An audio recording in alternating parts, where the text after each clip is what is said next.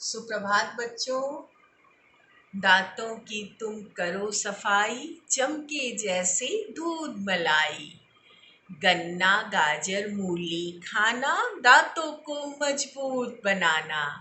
हाँ, इन्हीं पंक्तियों के साथ आज मैं हिंदी का सत्र शुरू करती हूँ। मैं आपकी हिंदी शिक्षिका मुक्ता सिंह आप सबको हृदय से बहुत सारी शुभकामनाएं देते हुए आज के पाठ 6 दांत का दर्द शुरू करने जा रही हूँ। ये एक छोटा नाटक है और आपको बहुत सारी चीज़ों को सिखाने के लिए ही जैसे बना है।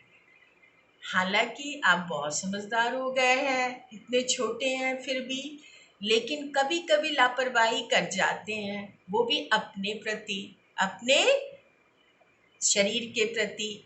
तो आपको वो लापरवाही अब हरगिज नहीं करनी है, इसलिए ये पाठ ध्यान से पढ़िएगा। ठीक है बच्चों?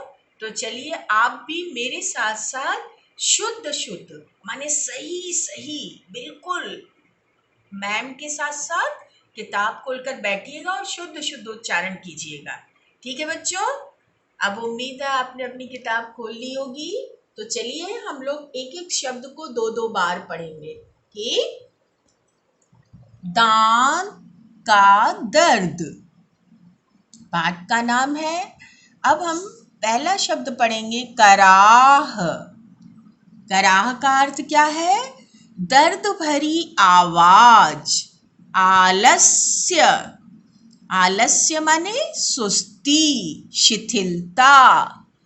लापरवाही, लापरवाही माने बेफिक्री। कण, कण माने छोटा टुकड़ा, बिल्कुल सूक्ष्म टुकड़ा। कुल्ला, कुल्ला माने मुंह में पानी रखकर थोड़ी देर बाद मुंह से बाहर निकालना, कुल्ला। वायदा, वायदा माने वादा। नित्य, नित्य माने हमेशा या सदैव। तो फिर से मेरे साथ उच्चारण कीजिए। कराह, आलस्य, लापरवाही, कण। इस ण के उच्चारण में प्यारे बच्चों ध्यान देना, ड़ उच्चारण अलग होता है और ण उच्चारण अलग होता है। प्रायः बच्चे कड़ बोल देते हैं, कड़ नहीं, कण। कुल्ला, वायदा, नित्य। इतनी बात समझ में आई आपको? तो अभी हम लोगों ने इन शब्दों को जाना और इनके अर्थ को समझा। अब हम लोग आगे चलते हैं। पढ़ते समय जब हम उच्चारण करते हैं वाक्यों का, तो उसमें उतार चढ़ाव के साथ उच्चारण करना है। अगर प्रश्नवाचक चिन्ह है तो उसका उच्चारण कैसे करना है, ये ध्यान दीजिए कि मैम कैसे उच्चारण कर रही है। यदि विस्मयादि बोधक चिन्ह है तो वहां पर उच्चारण कैसे करना है वाक्यों का, ये भी ध्यान दीजिएगा। आप देखिए कि कैसे उतार चढ़ाव के साथ जब हम उच्चारण करते हैं तो उस वाक्य का सही अर्थ सुनने वाले को समझ में आता है। ठीक है? अगर हम उसको सीधे सपाट तरीके से बोल देंगे तो उसका सही अर्थ ही बच्चे नहीं समझेंगे, या सामने वाला जो सुनने वाला श्रोता है वो नहीं समझेगा। इसलिए हमें कोई भी चीज जब बोलनी होती है तो उसको उतार चढ़ाव के साथ सही जगह पर विराम चिन्हों के उपयोग के साथ बोलना आना चाहिए और लिखना भी आना चाहिए। चलिए अब हम लोग ये देखते हैं। आनंद बिस्तर पर लेटा हुआ कराह रहा है, तभी वहां डॉक्टर आ पहुंचे। यहाँ पर बच्चों डॉक्टर के उच्चारण में डॉक्टर पे जो एक डॉक्टर के शिरोरेखा पर जो ऊपर एक मात्रा लगी हुई है, कुछ इस तरह से, ऐसे, ये आप अच्छे से सीखिए। ये आपके लिए एक नई मात्रा जैसी है। प्यारे बच्चों, ये अर्धचंद्राकार, इसको हम क्या कहते हैं?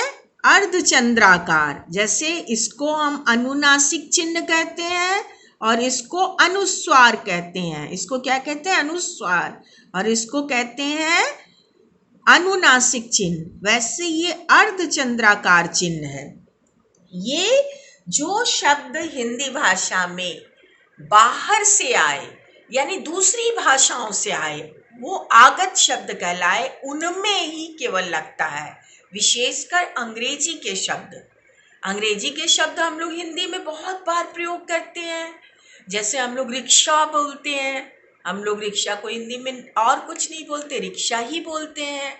डॉक्टर ही बोलते हैं, हॉस्पिटल ही बोलते हैं। अगर हम चिकित्सालय बोलें तो थोड़ा कठिन होता है, तो सबके जुबान पर क्या होता है? हॉस्पिटल ही रहता है।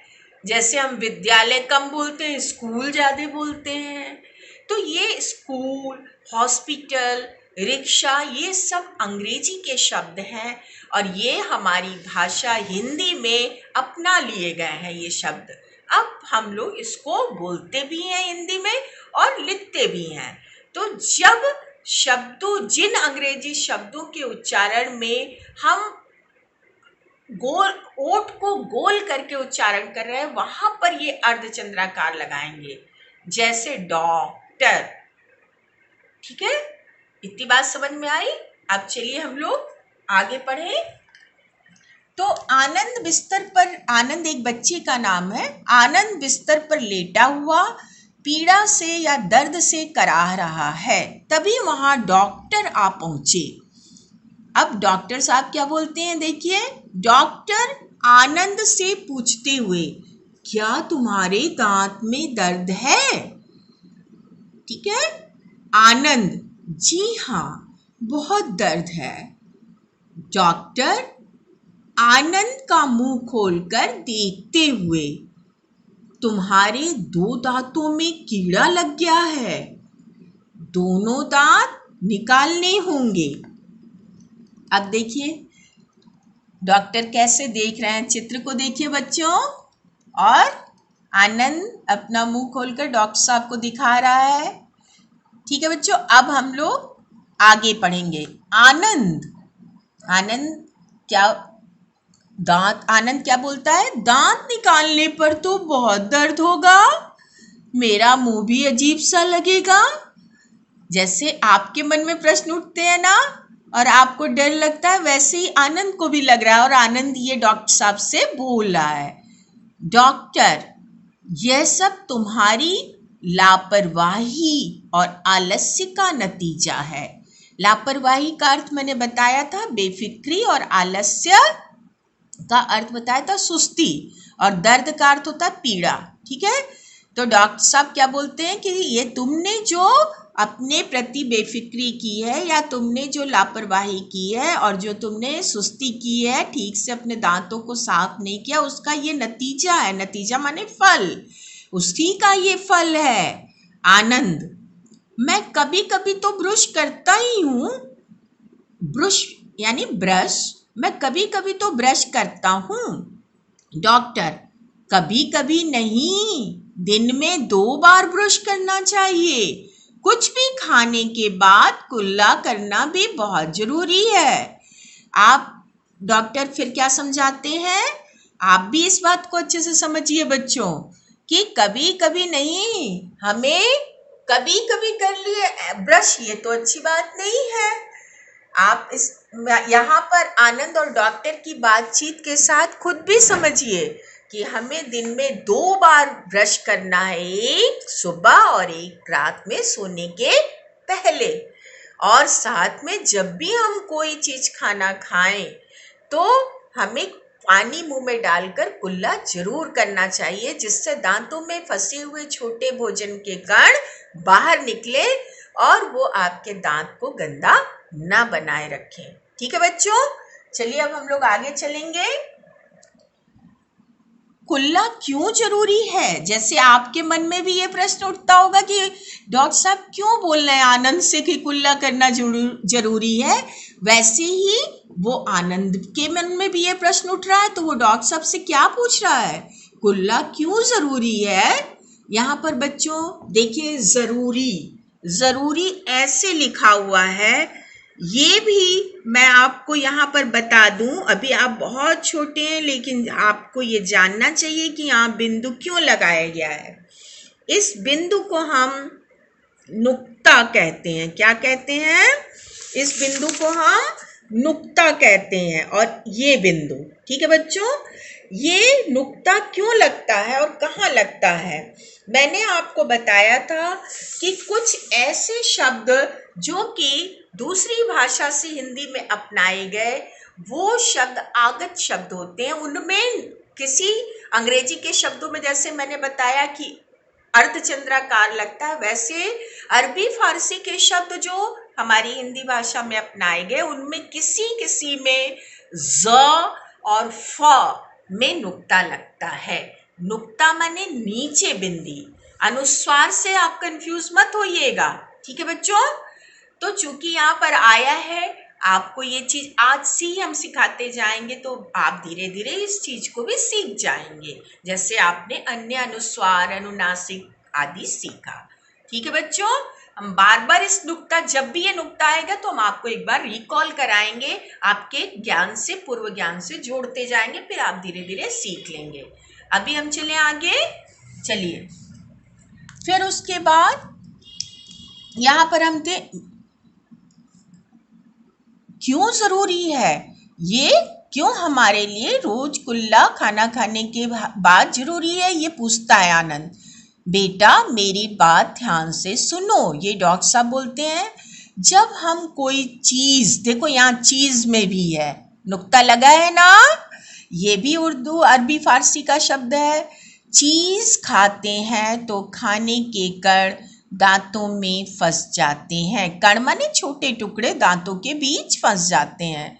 यही कण सड़कर, ये देखो ण और ड़ में अंतर उच्चारण में, ण कण और सड़कर, सड़कर अंतर है ना बच्चों, तो दांतों को खराब कर देते हैं। कुल्ला करने से ये कण बाहर आ जाते हैं। इतनी बात समझ में आई? अब नीचे हम चलते हैं। मेरे दांतों, आनंद, मेरे दांतों से कभी कभी खून भी निकलता है।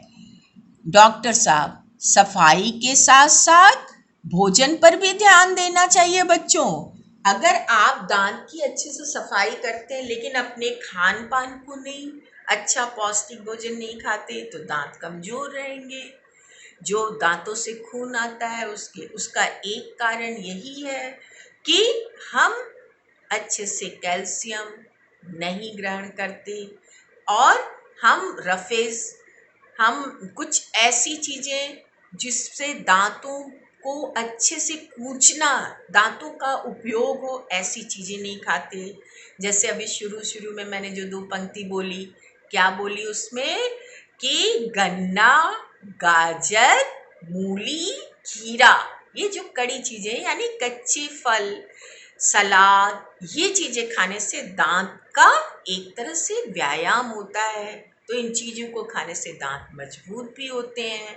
तो यही कहा गया कि हम केवल दांत की सफाई पर ही ध्यान न दें, बल्कि हमें दांतों की मजबूती के लिए जो अनिवार्य चीज़ें वो भी खानी पड़ेंगी। ये डॉक्टर साहब बता रहे हैं। दांतों को ठीक रखने के लिए यहाँ पे सफाई के साथ साथ भोजन पर भी ध्यान देना चाहिए। भोजन माने जो हम खाना खाते हैं, ठीक है। आनंद, मुझे दूध अच्छा नहीं लगता। डॉक्टर साहब, दांतों को ठीक रखने के लिए दूध पीना भी उतना ही जरूरी है जितना ब्रश करना, ठीक है। आप सफाई के लिए नित्य ब्रश कीजिए, और पौष्टिक भोजन और दूध भी दांतों की मजबूती के लिए करनी जरूरी है। डॉक्टर साहब ये बताते हैं। आनंद, मुझे तो यह पता ही नहीं था। डॉक्टर, बेटा मुझसे एक वायदा करो, मुझसे एक प्रतिज्ञा करो या मुझसे एक वादा करो। आनंद, जी क्या?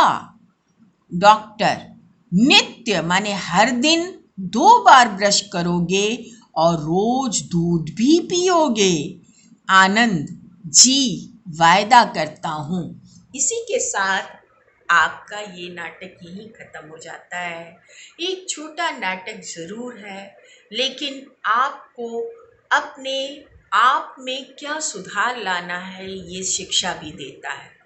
निश्चित रूप से आप अपने मम्मी पापा, अपने ग्रैंड पेरेंट के कहने पर ब्रश लेकर बड़े शान से जाते होंगे और ब्रश करने का अभिनय ज़रूर करते होंगे, लेकिन उसको सही तरीके से कितनी देर तक करना है ये भी आना चाहिए। दिन में 2 बार ब्रश करना चाहिए और दांतों की मजबूती के लिए विशेष रूप से कुछ कच्चे कुछ फल और कुछ सलाद खाना जरूरी है, और साथ में रोज कैल्शियम वाली चीज़ें और दूध पीना भी जरूरी है। तभी हमारे दांत मजबूत और साफ होंगे। इस पाठ को पढ़ने के बाद आपको अच्छा भी लगा होगा, आनंद भी आया होगा, मज़ा भी आया होगा, और साथ में आपने अपने स्वास्थ्य वर्धक कुछ चीजें भी सीखी, कुछ शब्द भी सीखे।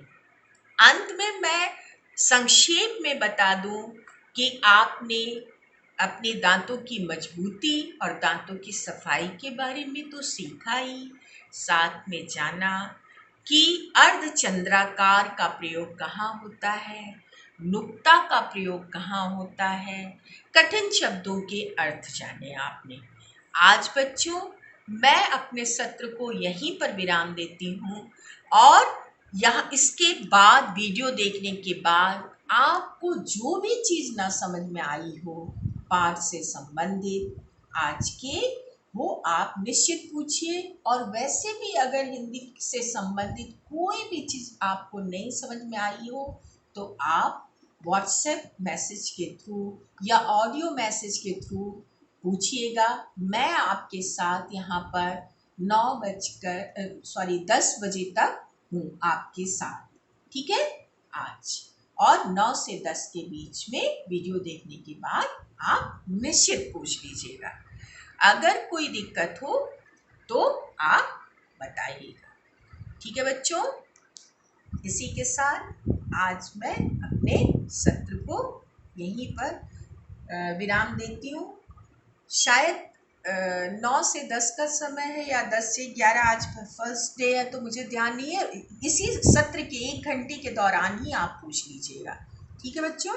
अभी मैं अपने सत्र के बीच में ही आपको शुद्धलेख दूंगी। शुद्धलेख माने जो सुनकर लिखा जाए। मैं कुछ शब्द बोलूंगी जिन्हें, जो पाठ से संबंधित शब्द होंगे जिन्हें आपको लिखना होगा, और लिखने के बाद आप मुझे फटाफट भेजिएगा, मैं उसको चेक करके आपको वापस करूँगी। और कुछ अगर मैसेज देना होगा तो मैं आपको सत्र के दौरान देती जाऊँगी, ठीक है बच्चों। खुश रहिए,